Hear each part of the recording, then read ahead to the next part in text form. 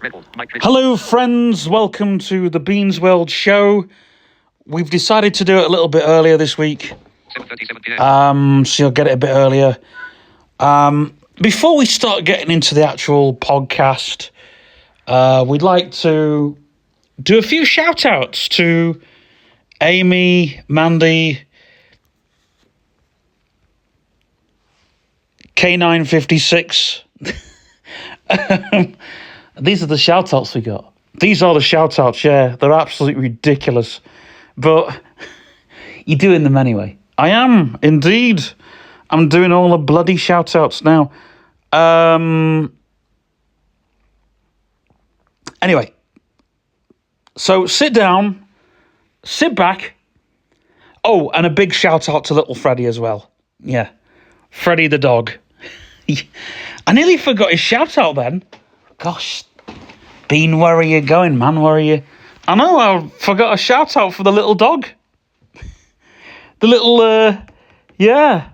Anyway, we are going to sort of answer some questions today because a lot of people kind of wonder, little things. And the first question that I get asked is, what music are we into? And Andy, you're into psytrance and hip-hop and punk and indie rock. Well, it's strange, actually, because this morning I was listening to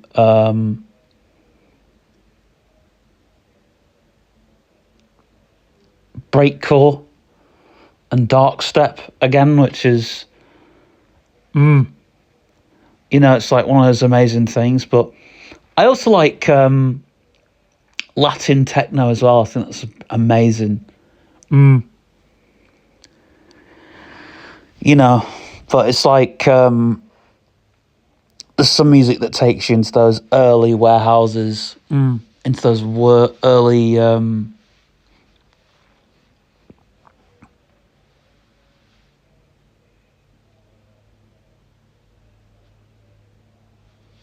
early days of certain things that we used to do, like real strong drugs. The only thing I ever did was like weed and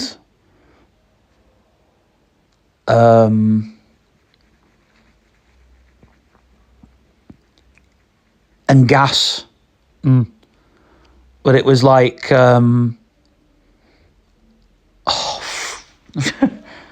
it was nitrous oxide, but we also did just like pure gas, and it's like you trip from that. You did that at a house, didn't you? I did that at a house party, yeah, and I had the most strangest trips from it, and I saw a rat climbing up the wall. Whoa, that wasn't there. So this rat wasn't there. And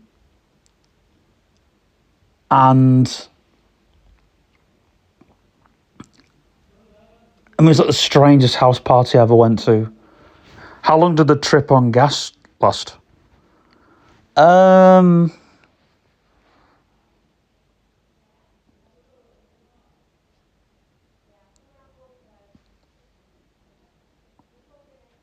I can't remember.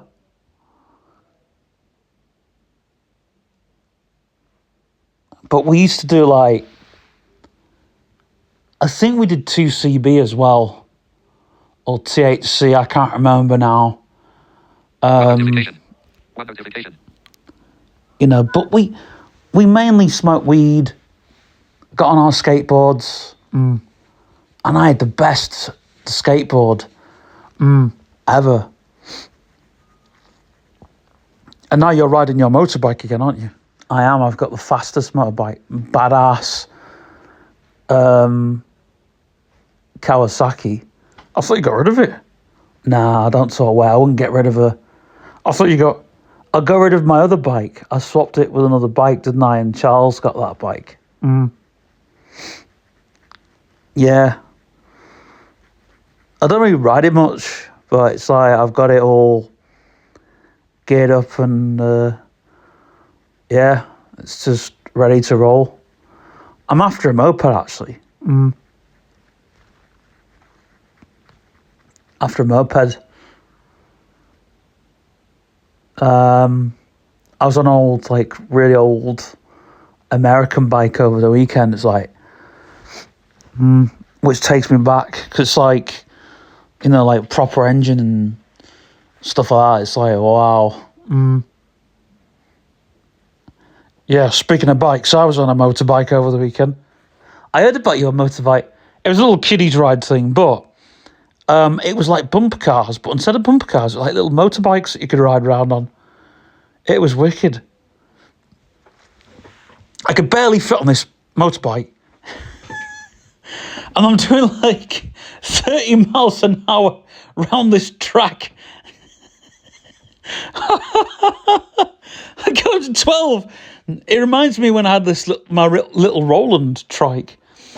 And I'm just like zooming around on this little thing. I could barely corner it. I'm like, I tried to jump it at one point.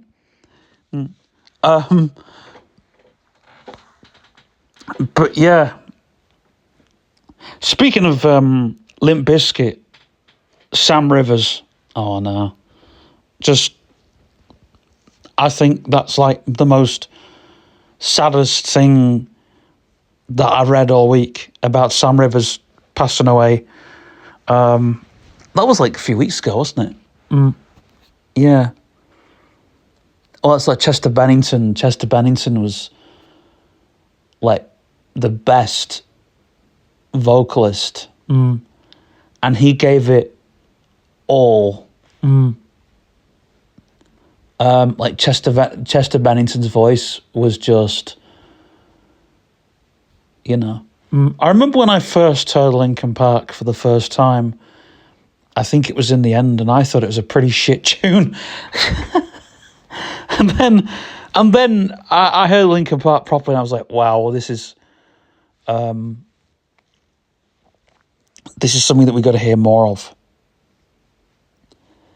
Yeah, and I think with Chester's voice, it's like, it's coming from a place of vulnerability, but with so much aggression. Yeah, and that's like how we all felt as kids. Well, that's it. I mean, even as a metal kid, I felt like I was coming from a place. You felt like, it's strange though, because being a metal kid and trying to get a girl, because the girls didn't really listen to the same as me, and when you did get a girl that liked the same music as you, they weren't really into you at all. You found that metal girls went into the metal boys. Probably untrue for most people, but it was very true for me, and that's the way I was living at the time. But there was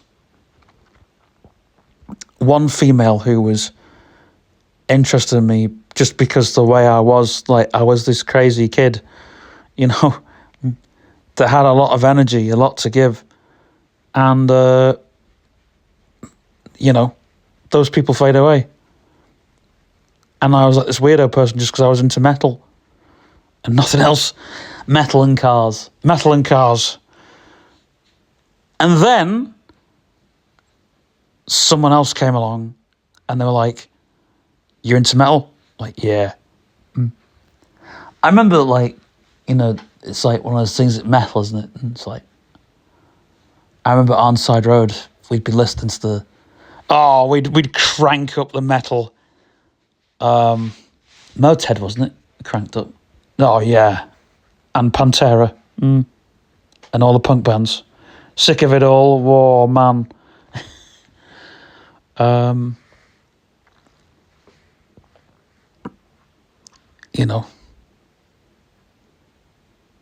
And those days were just like glorified by the metal. It was just ridiculously glorified.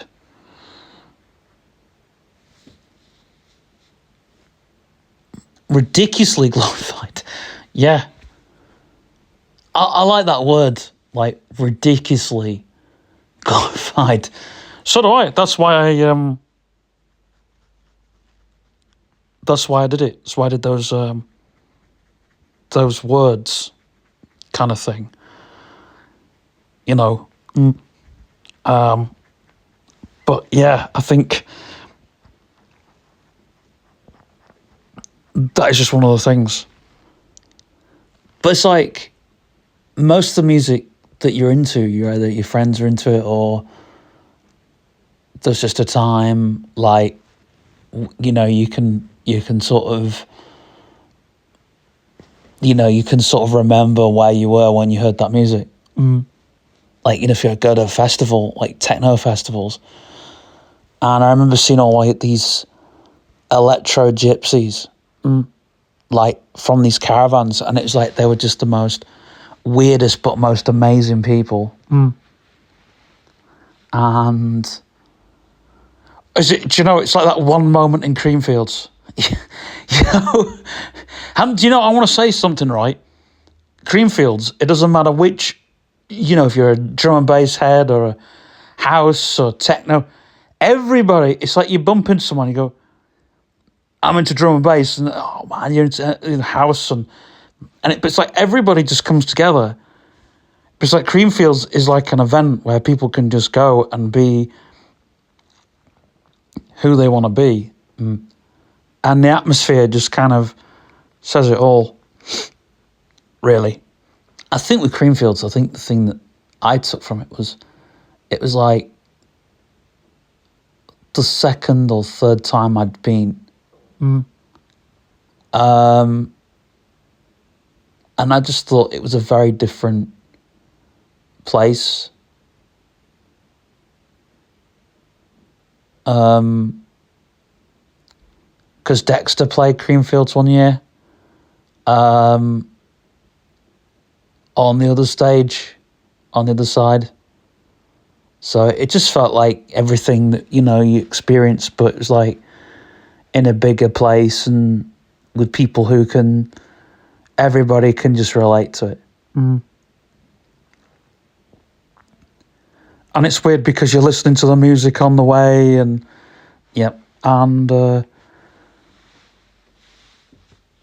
me, Rachel and Jamie, it's like we all like that music, you know, we all like that, you know, EDM, and, you know, and it's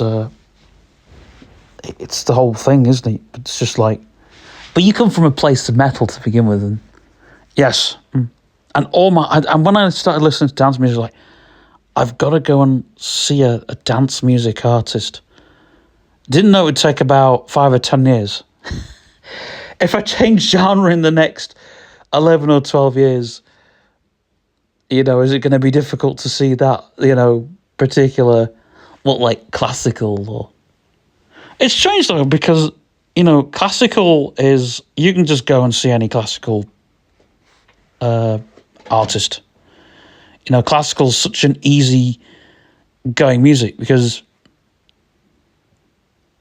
you know, or jazz. And there are jazz gigs that pop up everywhere. But it's happening with most genres now.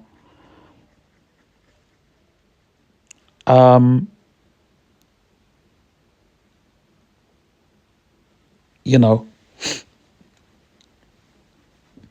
do you think your sister Rachel is less frightened of you at a gig, or I don't know.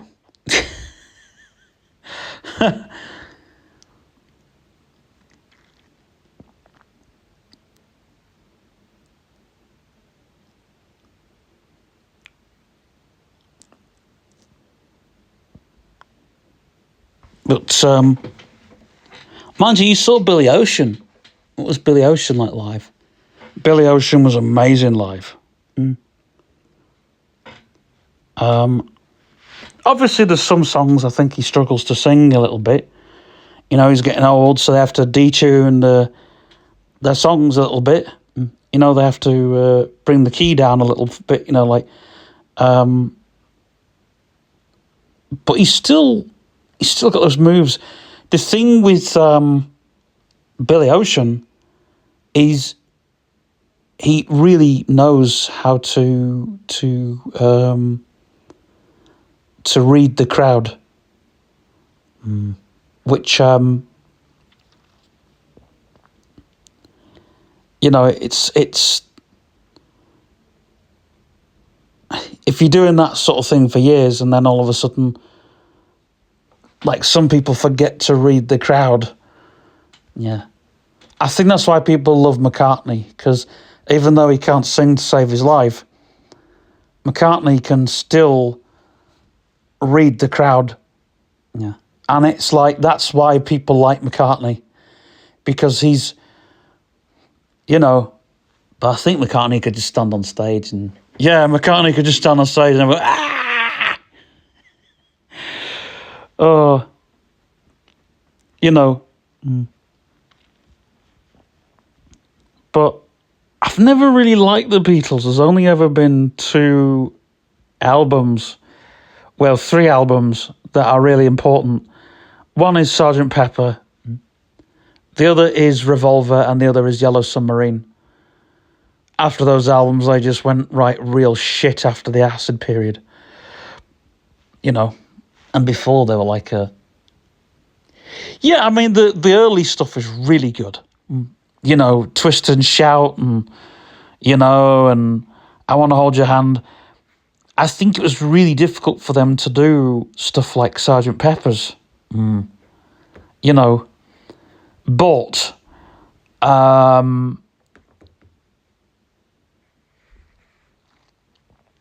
they had a marvellous producer, George Martin. And that guy, he was a proper producer. He listened to the band. He understood the sound that they were going for, but also understood the sound that the record label were going for, which was a difficult time. You know, and when they wanted other sounds to come in, you know. Now, unfortunately, Procol Harum beat them to it with Shade of Pale, which is a big tune. Even now, I think that's such a big song. Even now, even today, you know, it's a big song because it's still fresh. If you listen to it properly, it's still fresh. There's nothing that's ever beaten it, because the chord structure, the scale, the way it's done, you know, it's a pop song using classical, you know, it's reaching into that classical thing. But I think the thing with prog rock, I think the thing that sort of stopped it from moving forward was people never looked into anything else with prog, which the thing with prog rock was it was imitating, you know, it was imitating classical, it was imitating early psychedelia, and it was trying to move forward with it. But the problem with prog, the massive problem with prog rock, was it didn't materialize because the bands made everything overcomplicated. All the prog bands, even Yes, and as soon as they'd done Tales of Topographic Oceans, they realised that, hold on a second, we can't be a prog band because we've gone right over what we're, you know, over the edge really with it, you know.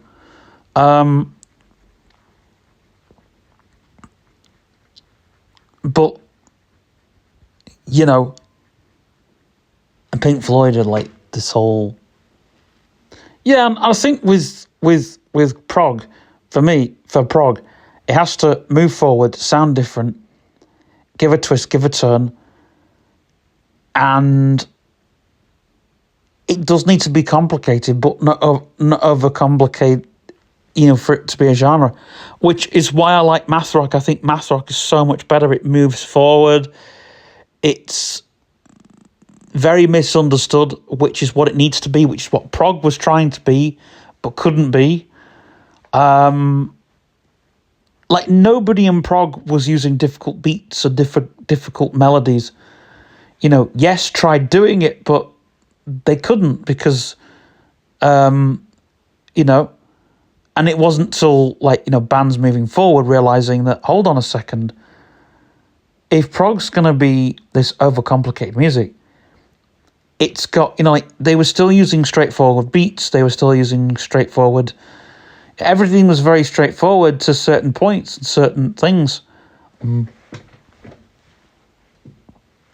Anyway,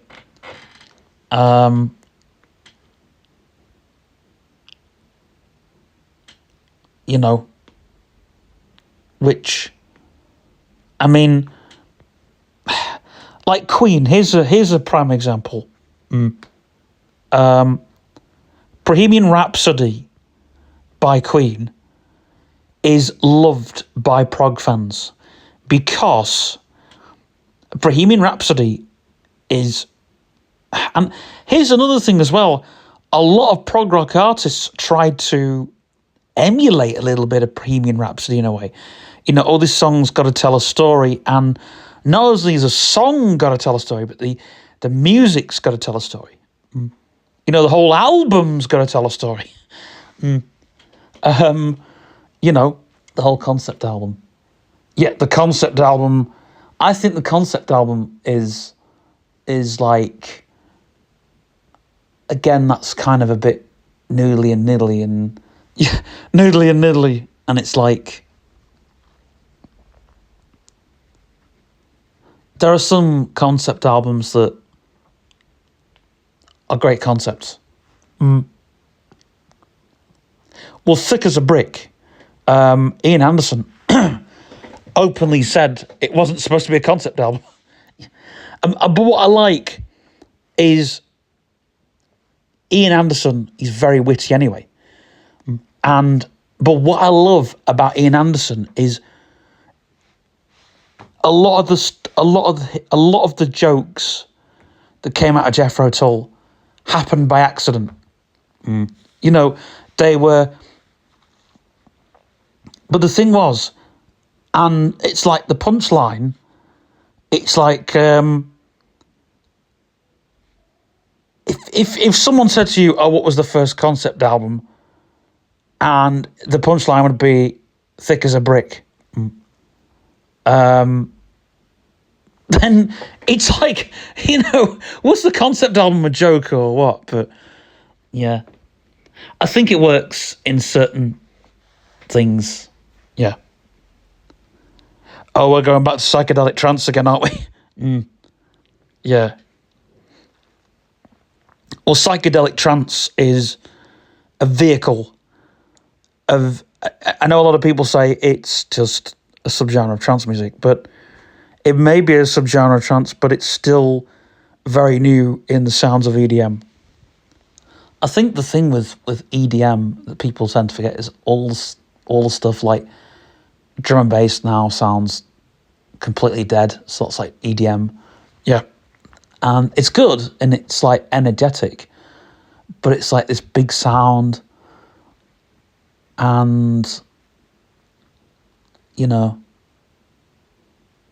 well, I don't know if it's you or me, but I seem to think that Monster Cat have taken over the whole EDM thing. Yeah,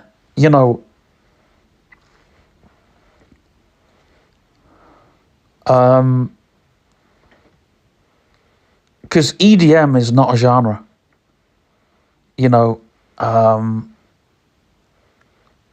Oh yeah, because Beardy Man made that statement. Yeah, and I agree with him. Because EDM, you can't make a genre out of a genre. It's like making, it's like that genre, like fresh rock. What the hell's fresh rock? Well, it turns out that fresh rock is rock music that sounds clean and it's more melodic, right? But that's been going on for a long, long time. So bands like Oasis and U2, for example, are sort of fresh rock. I find that kind of funny because those bands have been going for a long time, you know. So they take something. But the thing with EDM is, like, it's dead because it's a genre that's not really a genre. It's like saying, dance music, we brought this new dance music out and it's called electric dance music, which is what EDM stands for. I've heard people trying to sort of cover it going, EDM stands for blah-de-blah-de-blah-de-blah, electric drum machines, melodic house, techno, house, whatever. You're thinking, whoa, hold on a second. That's all electronic dance music. Yeah. It's not like new electro, which, or electro pop, which, electro house. Yeah, well, that was, see, EDM, like, if people want it to be new, right, they should say, like, the, people like Deadmau5 and Sebastian, yeah, and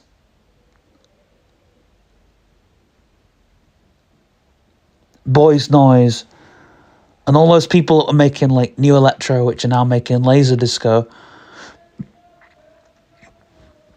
And see, laser disco is sort of EDM.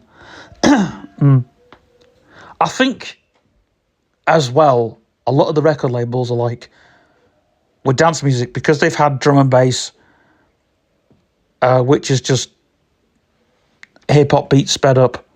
Yeah. Is all drum bass is. Yeah, did you not know that? Yeah. Well, it was drum and bass started. It was hip hop beats sped up to 120, and then there was breakbeat and jungle, and liquid drum and bass, and now it's, you've got hard drum and bass, you've got dark step, you've got breakcore, you've got all the rest of it. But basically, it's that hip hop beat, but it's been taken from 120 to 180. I think actually some drum and bass goes up to I think is it 185. I think it's usually at 180. It's between 180 and 185, I guess, for drum and bass.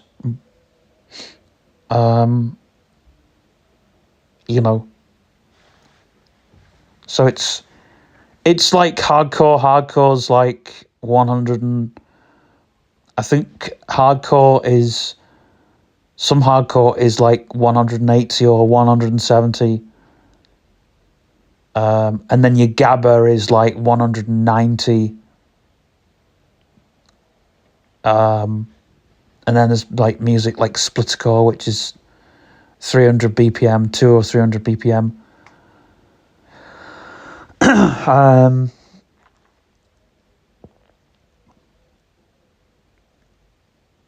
But yeah, wow. But I know, because I've made drum and bass music, so I know sort of,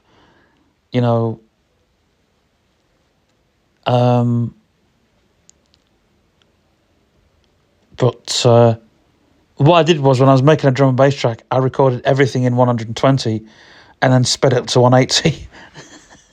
Yeah, it works with everything. Even with dubstep, like dubstep thinks, everybody like dubstep, people think that dubstep's slow, but in actual fact, it's a slower beat, but it's actually 125 or no, dubstep is 130, I think.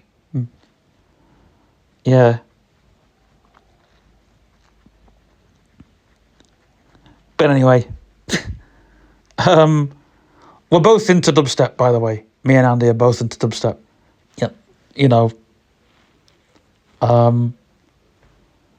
see, bro steps, EDM. Yeah, I mean, like bro step, but then like all EDM is basically bro step. There you go. They should have just like had bro house, yeah, bro tech. Oh my god, bro core. Which actually a lot of hardcore producers, was it Gamma and Gamma, Darren Styles, all of them, they all had to use the dubstep drop in all their music.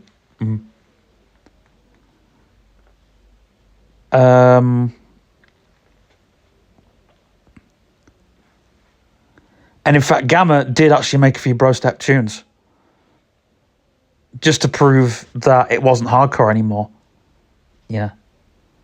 And in fact, Gamma even wrote a drum and bass tune. Oh my gosh.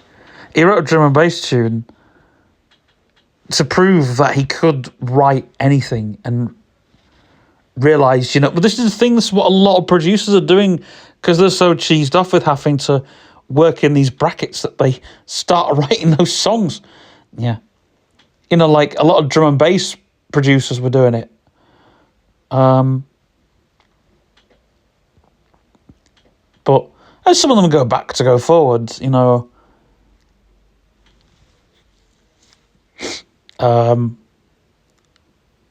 like I'm not against drum and bass producers writing house tunes because Pendulum did it.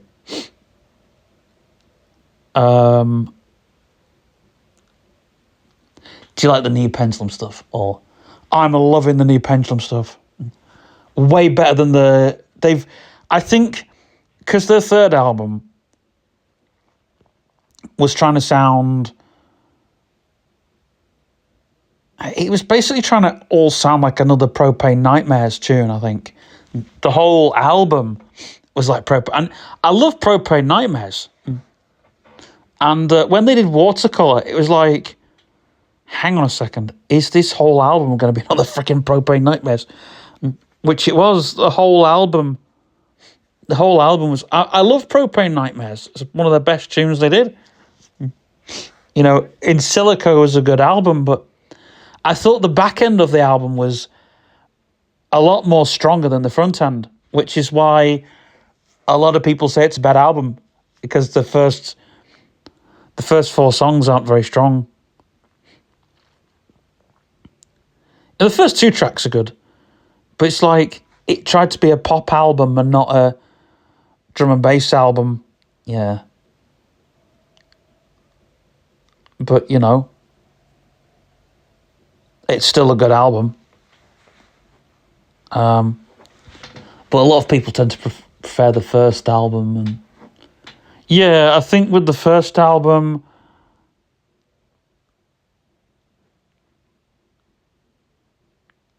we had a lot of energy with that album. Yeah. And a lot of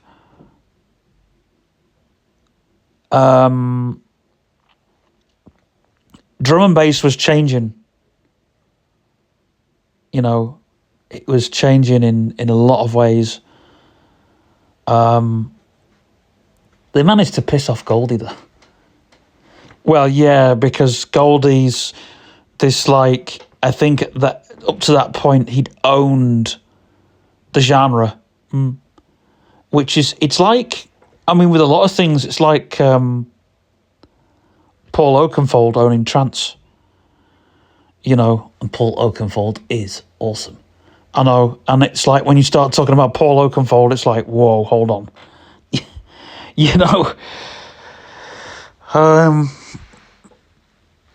Anyway. One notification. 8:12 p.m. I think we best move on because we've just spoke about music for the best part of a few minutes. Yeah.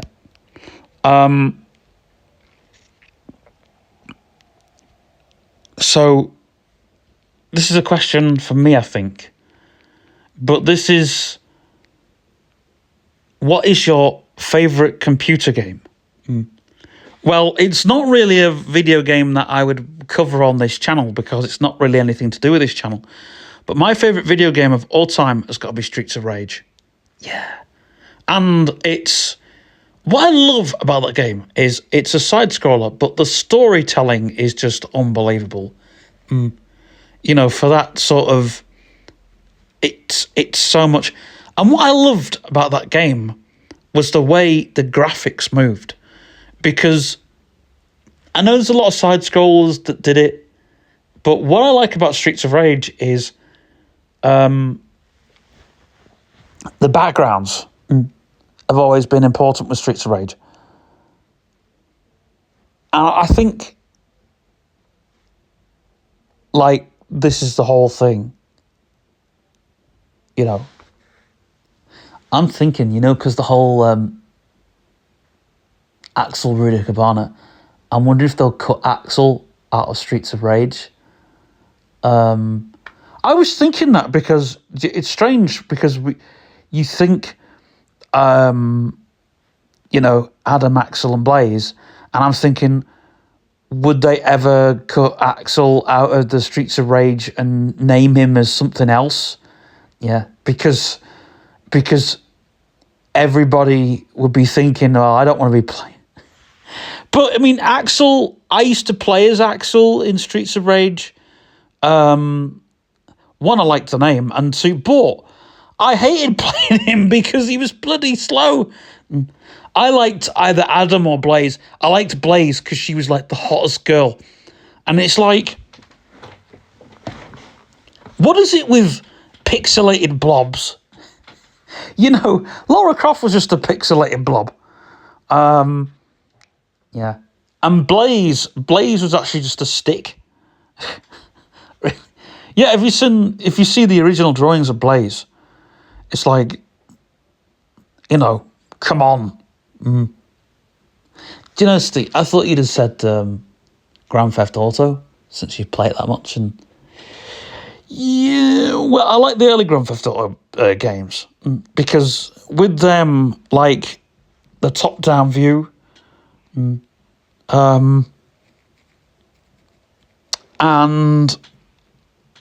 I want to get a coffee table, put some sand in it, put some glass on top, put some figures in it, and have that as put some like shapes in it where you can move them.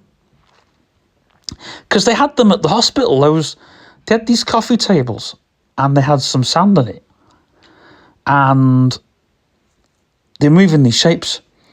And I was bored one day, and I said, Jess, do you want to play Grand Theft Auto?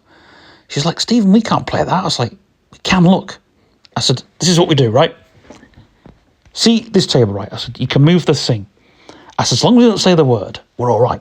I said, now listen, you've got to steal my car. And you know what I did, right? I made my sister really upset. I went and stole her shape. I said, it's Grand Theft Auto. You've got to just choose it. You know, what you liked to Grand Theft Auto was you could choose the cars without going through the menus. Yeah, I still think that's cool. I still think that's cool to this very day. But, you know.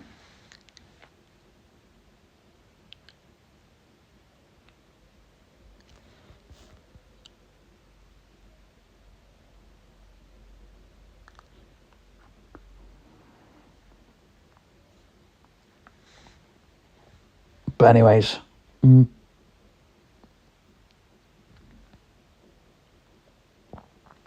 So, moving on. What's your favourite game? You know what my favourite game is. You know what it is.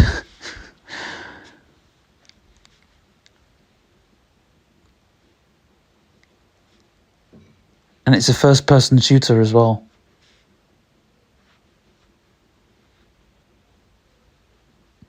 Oh, is it that zombie one? Yeah. Zombie shooter. It's my favourite one. I didn't think it was your favourite one. Yeah, because it's just like really cool to play with your friends, isn't it? Do you know, right, me and my friend, arguing about Black Ops 2 and zombies, and I'm like, nah, Black Ops 2 is like, yeah, the ultimate one.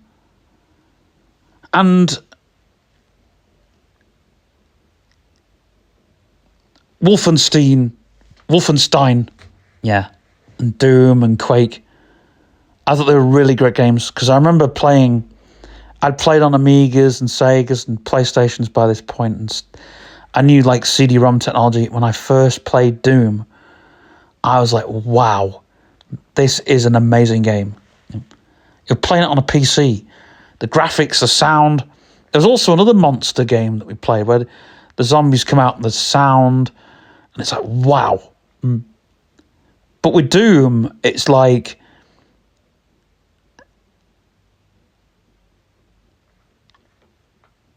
it was a game that I could sit and play for hours.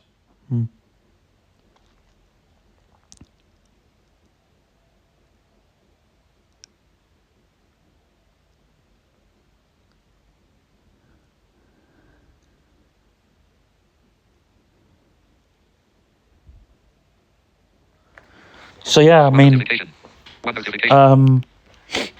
it was a game you could play for hours. Yeah.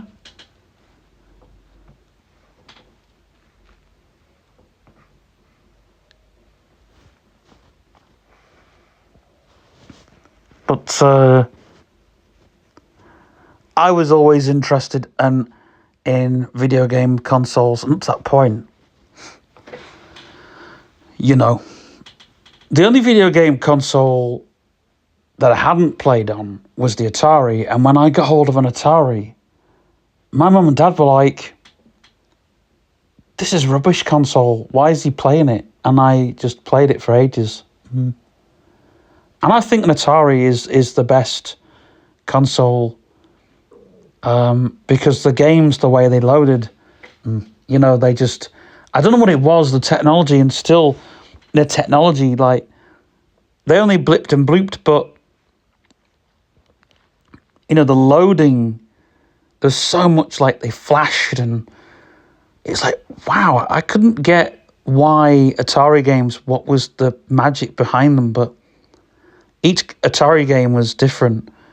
And if it was like one that could be played on a 2600, it was like, wow, this is, you know.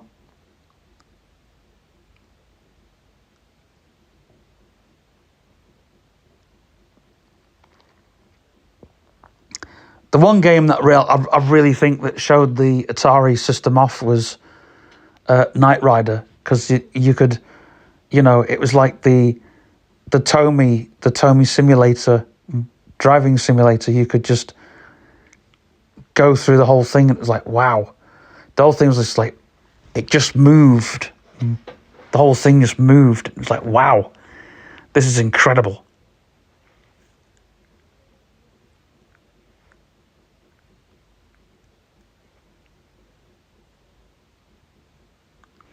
And in fact, when I had the Tomy thing,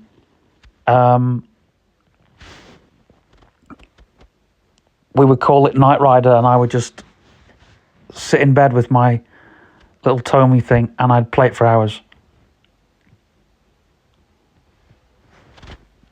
So yeah,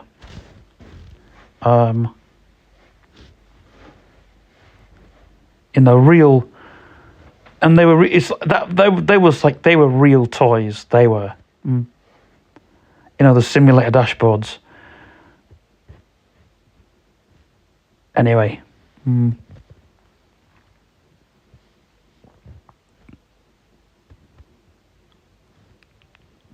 I actually built a dashboard simulator with a steering wheel and a gear stick and everything, and I had it on my desk for ages.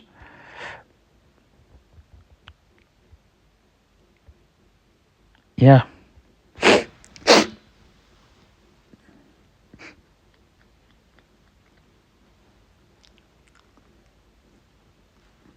So anyway, the next question is that listeners have been asking is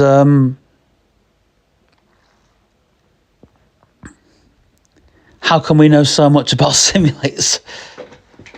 Well, I've been researching simulators for like years, like since the 90s. And like motion simulators were really different. They were a very different breed of ride. And they still are. I mean, there's still, if you get, I would love to go in a simulator where the front actually does properly tip up. Because it's,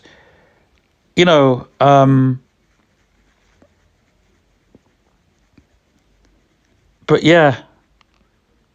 Would you ever like to build a motion sim? Or I would love to build a motion sim. The thing is, you'd never get me off it.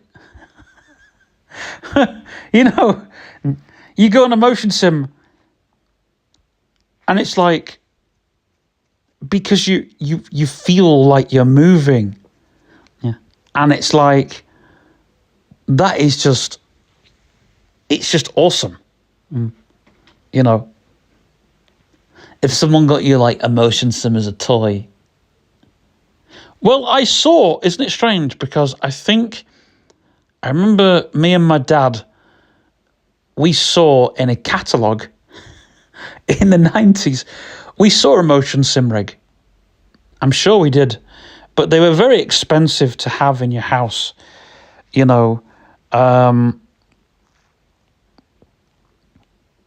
and way before the days of Oculus, because you'd have had to have had, a full projector and everything like that.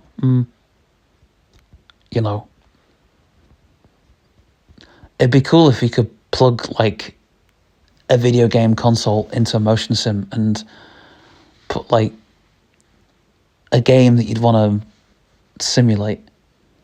Well, they do that with like certain video games. Like there is a Gran Turismo motion sim. I've been in it, and it's brilliant. There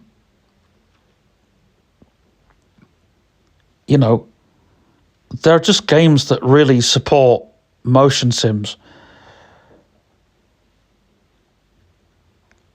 But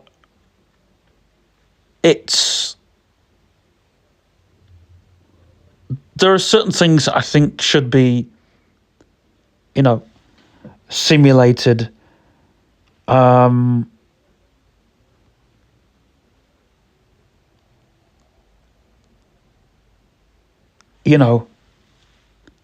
know when you were at Gravity Max, you actually had, after having a pint of beer, you went on the motorbike, didn't you?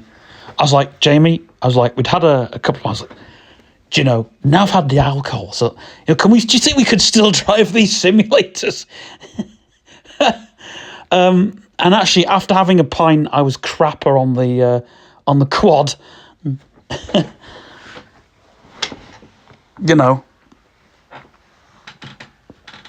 It's, in fact, have you seen there's a video on YouTube, I think it's of these, these drivers who take the cars and they sort of, well, what they used to do was, what the police used to do was, they would trick them into getting into their own car. So they would park a car near to where they have their car, and they'd say, right, yeah, this is your car and everything. The police would say, right, this is your car, sir. And this guy got into his car, and it wasn't his car, it was a motion sim. He was in a motion simulator. And there's like, right, and he was driving it so bad that they were like, yeah, no, you've got to get a taxi home,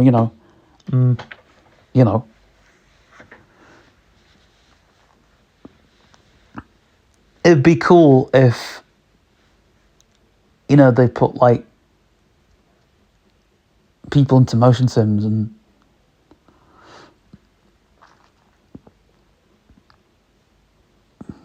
I think the thing with the motion sim is like they had somebody in a motion sim, and they were sleeping. They were like, they made them all nice and calm and everything, and it was strange how it showed like sleep driving is really bad. Just doing anything in driving is bad. I used to text and drive. Really? Yeah, I used to text. You know, like look away, and it's like, oh, you know, because it's like, well, you just send a quick text, aren't you? But it's like not worth the risk. Not now. And I think it's like now at Electron Warehouse, well, when I finished with them, because everything was on the phone, and it was like, oh, to look at the phone. But you never had your test looking at a phone, did you? No, well, I programmed my sat nav before I set off and stuff like that. But it's like I'm peeping down at the sat nav, you know, which is really you shouldn't be doing. And I think satellite navigation systems are the worst thing to have in your car, you know. But with the van, they had it on the phone. They had it on the van phone that was in the van. Well, the van, some of the vans, it's on the computer, not on the phone. With others, it's on the app that's on the phone. But never, it's like when we had to use stuff like Google Maps and shit like that, and it's like, oh, you got to type it in to you know, to drive the van or whatever. I mean, it's like now I use, I can't think what app it is, but I've got a sat nav. You used to use your pocket PC, didn't you? It died. Yeah, at the pocket PC, I was pretty sad about that. But I've got the SD card. But on the sat nav that I've got, the other one, I've got in my car. I just use Google Maps. Or I use the Apple one, Apple Maps. You know, I didn't think you had an iPhone. I thought you used a Ploster phone. yeah, I've still got a Ploster phone. But I've also got the iPhone. You know, Is the Ploster phone, does that not have a satellite navigation on it? I can use Google Maps. But I've got a Samsung tab in the car. So I use that. When you're on the motorbike, what are you going to use your satellite navigation? Just my phone. Yeah, just my phone. I think because phones now, it's like Yeah. very different.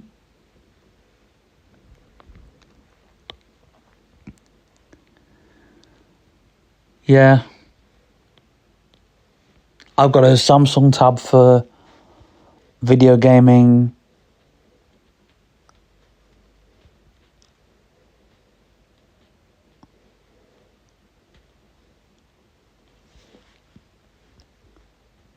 I am actually building a Ploster computer though. Wow. It's a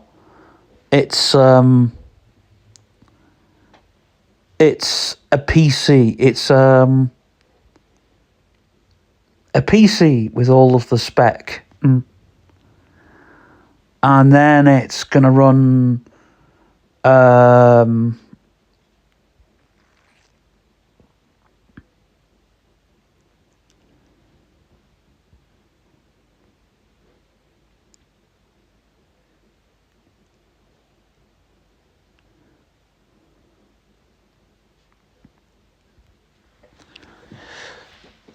it's going to run Dragon Wings, which was for the Ploster 2E.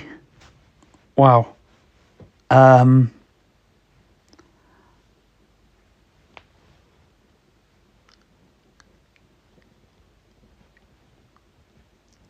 then it's going to have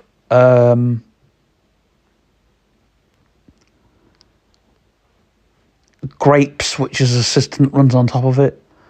But it's all to get it all, you just get a Linux distribution to run it all. So it's actually a Linux machine. Yeah. But it's running all the Ploster software, which is really good. Good for video gaming, anyway.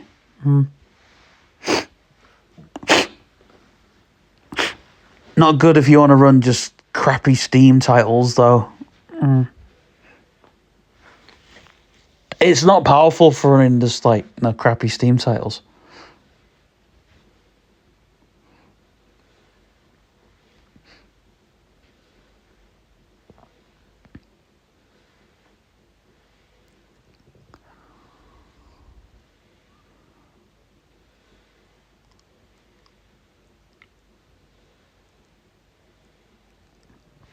That's what I want to ask. How many games do you actually have?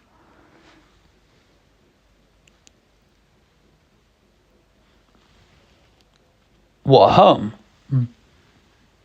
On my machine? At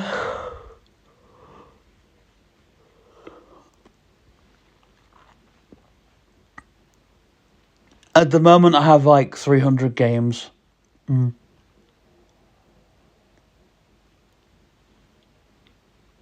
Yes, but I've got thousands of old games for like old systems.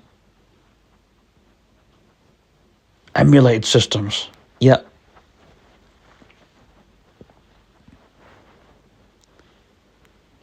And I've got like a smaller gaming rig, which is an older laptop.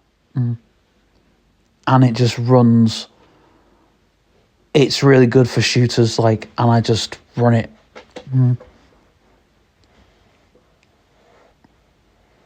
Yeah.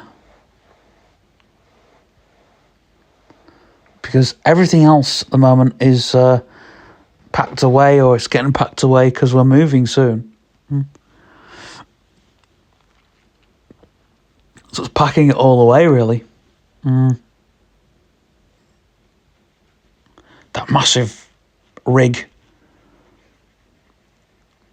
Well, it's not like my proper gaming rig that I had. I'll have to find a picture of that to show you. With the steering wheels and the... Oh, crumbs, yeah, and all the joysticks and the... Yep. And the two... I had two gaming keyboards. And I had... No, I didn't. I had one gaming keyboard. I had another keyboard just for testing. I had about 3 or 4 monitors rigged. It was a beast of a machine, but I didn't really need a machine that big. I really didn't. No, I think that was like the biggest machine I owned. Plus all your servers that you had. Oh yeah, no, I've got more servers. You have? Yeah, because I'm doing my own home network.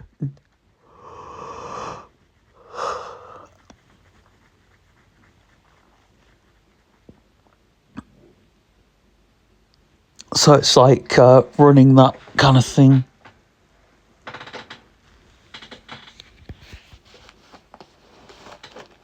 I mean, I remember a few years ago, I had like a server in my office, but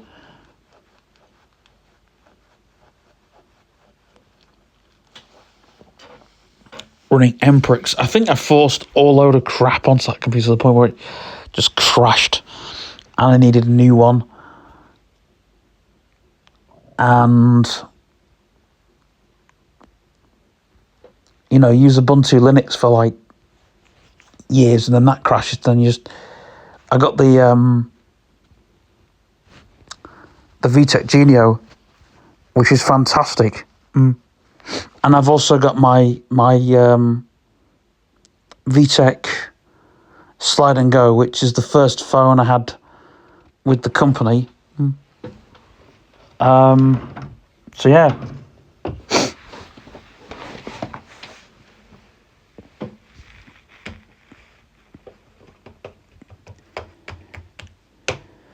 Got any more questions, or are we going to wrap this up? I think there's a few others.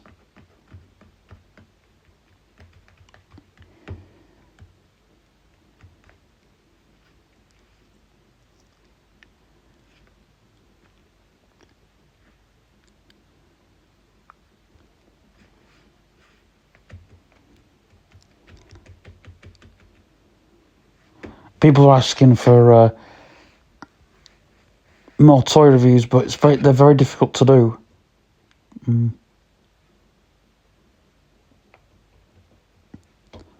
Yeah, very difficult.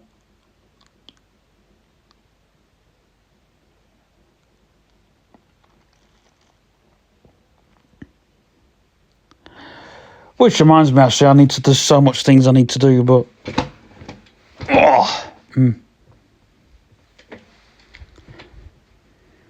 Have you downloaded that other thing yet? I don't think I have, you know.